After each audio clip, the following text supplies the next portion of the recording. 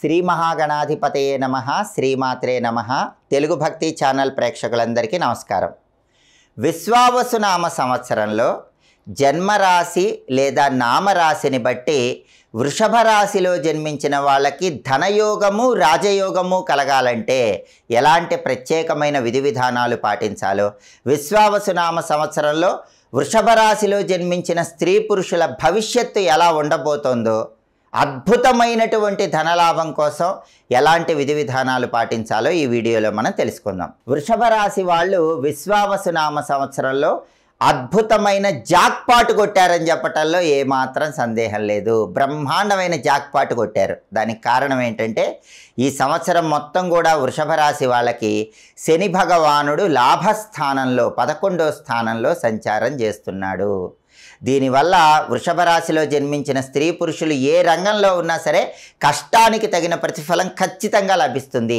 Career పరంగా top లెవెల్కి లైఫ్లో వెళ్ళటానికి విశ్వావసునామ సంవత్సరంలో వృషభ రాశి వాళ్ళకి అద్భుతమైన అవకాశాలు ఉన్నాయి. దానికి కారణం 11వ స్థానంలో శని కష్టానికి తగిన అద్భుతమైన ఫలితాలు ఈ సంవత్సరం కలిగింపజేస్తాడు.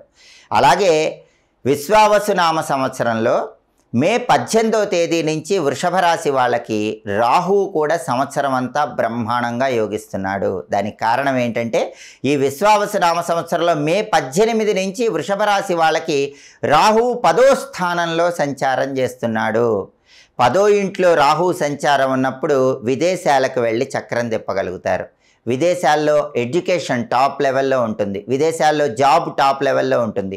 విదేశాల్లో బిజినెస్ టాప్ లెవెల్లో ఉంటుంది. విదేశాలకు వెళ్ళి విపరీతంగా డబ్బులు సంపాదించే యోగం వృషభ రాశి వాళ్ళకు ఉంది. అలాగే 10వ స్థానంలో రాహువు అద్భుతంగా యోగిస్తాడు కాబట్టి వృత్తిపరంగా ఒక్కసారిగా టాప్ లెవెల్కి వెళ్ళిపోతారు. రాత్రికి రాత్రే వృషభ రాశి వాళ్ళు స్టార్ అయిపోయినా ఆశ్చర్యం లేదు. అంత అద్భుతంగా రాహువు వృషభ రాశి వాళ్ళకి విశ్వావసునామ సంవత్సరంలో యోగిస్తున్నాడు. 10వ ఇంట్లో రాహువు సంచారం అనేది వృత్తిపరంగా వృషభ రాశి వాళ్ళని టాప్ లెవెల్కి తీసుకెళ్తుంది. అంటే శని 11వ ఇంట్లో ఎక్సలెంట్గా యోగిస్తున్నాడు, రాహువు 10వ ఇంట్లో ఎక్సలెంట్గా యోగిస్తున్నాడు. అందుకే వృషభ రాశి వాళ్ళు విశ్వావసునామ సంవత్సరంలో జాక్పాట్ కొట్టారని చెప్పటంలో ఏమాత్రం సందేహం లేదు. అయితే వృషభ రాశి వాళ్ళకి ఈ విశ్వావసునామ సంవత్సరంలో మే 18వ తేదీ తర్వాత నుంచి 4వ స్థానంలో కేతు సంచారం ఉంది. దీన్ని చతుర్థ కేతు దోషం అంటారు. ఈ చతుర్థ కేతు దోషం ఉన్నప్పుడు ఏమవుతుందంటే ప్రాపర్టీస్ కొనటానికి కొంచెం ఆలస్యం అవుతూ ఉంటుంది. ఏదైనా ఇల్లు కానీ స్థలం కానీ పొలం కానీ చూశారనుకోండి, వృషభ రాశి వాళ్ళు దాన్ని కొనుక్కోవటానికి ఏదో ఒక ఆటంకాలు ఈ చతుర్థ కేతు దోషం వల్ల అప్పుడప్పుడు వస్తూ ఉంటాయి. అలా జరగకుండా ఉండాలంటే, చతుర్థ కేతు దోషం పోవాలంటే, ప్రాపర్టీస్ కొనే యోగం రావాలంటే మంగళవారం పూట నానబెట్టిన ఉలవలు గోమాతకు ఆహారంగా తినిపిస్తూ ఉండాలి. నెలకొక్కసారి మంగళవారం పూట నానబెట్టిన ఉలవలు గోవుకు తినిపిస్తూ ఉన్నట్లయితే వృషభ రాశి వాళ్ళకి చతుర్థ కేతు దోషం తొలగిపోతుంది. అలాగే తల్లిగారికి సంబంధించిన ఏవైనా చిన్న చిన్న సమస్యలు, అంటే తల్లిగారికి అనారోగ్యం రావటం కానివ్వండి, తల్లి తరపు ఆస్తుల పరంగా సమస్యలు ఉండటం కానివ్వండి, తల్లి తరపు బంధువుల వల్ల ఇబ్బందులు కానివ్వండి, ఇలాంటివి కూడా చతుర్థ కేతు దోషం వల్ల వృషభ రాశి వాళ్ళకి మే 18 తర్వాత ఈ విశ్వావసునామ సంవత్సరంలో కనిపిస్తాయి. అలాంటివి ఏవి రాకుండా అద్భుతమైన ఫలితాలు కలగాలంటే 1.25 కేజీ ఉలవలు మిక్స్డ్ కలర్ క్లాత్, అంటే రంగురంగుల వస్త్రంలో మూటగట్టి నెలకొక్కసారి మంగళవారం పూట దానం ఇచ్చుకోండి. అప్పుడు తల్లి పరంగా కానీ తల్లి తరపు బంధువుల పరంగా కానీ ఎలాంటి ఇబ్బందులు ఉండవు. తల్లి వైపు నుంచి రావాల్సిన ఆస్తులు కూడా తొందరగా వస్తాయి. ఇక గురుబలాన్ని తీసుకుంటే వృషభ రాశి వాళ్ళు అద్భుతమైనటువంటి రాజయోగం పొందటానికి ఈ విశ్వావసునామ సంవత్సరంలో గురుబలం కూడా విశేషంగా సహకరిస్తోంది. ఎందుకంటే మే 15వ తేదీ నుంచి అక్టోబర్ 17వ తేదీ వరకు గురువు బ్రహ్మాండంగా ధనస్థానంలో యోగిస్తున్నాడు. వృషభ రాశి వాళ్ళు ఏది పట్టుకున్నా డబ్బులే. అనేక మార్గాల్లో ఆదాయం పెరుగుతుంది. మట్టి పట్టుకుంటే బంగారం అవుతుంది. అంత అద్భుతంగా ధనలాభం కలుగుతుంది. మే 15వ తేదీ నుంచి అక్టోబర్ 17వ తేదీ వరకు విశేషమైన ధనలాభం కలుగుతుంది. కుటుంబంలో శుభ కార్యక్రమాలు నిర్వహించగలుగుతారు. కుటుంబ సభ్యుల మధ్య ఆనందం వెల్లివిరుస్తుంది. అయితే అక్టోబర్ 18 నుంచి డిసెంబర్ 5వ తేదీ వరకు గురువు అతిచారం వల్ల ముందుకెళ్తున్నాడు. అంటే కర్కాటక రాశిలోకి వెళ్తాడు. ఆ సమయంలో మాత్రం వృషభ రాశి వాళ్ళకు గురుబలం ఉండదు.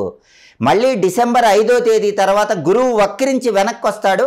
సంవత్సరం చివరి వరకు గురుబలం అద్భుతంగా ఉంది. మళ్ళీ విశేషమైన ధనలాభం ఉంటుంది. బ్రహ్మాండమైన రాజయోగం ఉంటుంది. కాబట్టి వృషభ రాశి వాళ్ళకి విశ్వావసు నామ సంవత్సరంలో మే 15వ తేదీ నుంచి అక్టోబర్ 17వ తేదీ వరకు, మళ్ళీ డిసెంబర్ 6వ తేదీ నుంచి సంవత్సరం చివరి వరకు బ్రహ్మాండమైనటువంటి గురుబలం వల్ల తిరుగులేని జాక్పాట్ ఉంటుందని చెప్పడంలో ఏమాత్రం సందేహం లేదు. కేవలం అక్టోబర్ 18 నుంచి డిసెంబర్ 5 వరకు మాత్రం గురువు అతిచారం వల్ల గురుబలం తగ్గుతుంది. మరి ఆ సమయంలో ఏం చేయాలి? గురుబలం ఎలా పెంచుకోవాలి? గురువారం పూట దత్తాత్రేయుడి ఆలయానికి వెళ్ళి శనగలు దారంతో దండలాగా కట్టి ఆ శనగల దండ అలంకరించండి. ఈ సమయంలో మాత్రమే గురువారం ఈ పరిహారం చేసుకోండి. అక్టోబర్ 18 నుంచి డిసెంబర్ 5 మధ్యలో మాత్రమే వృషభ రాశి వాళ్ళు ఈ శనగల దండ పరిహారం చేసుకుంటే ధనలాభం కలుగుతుంది.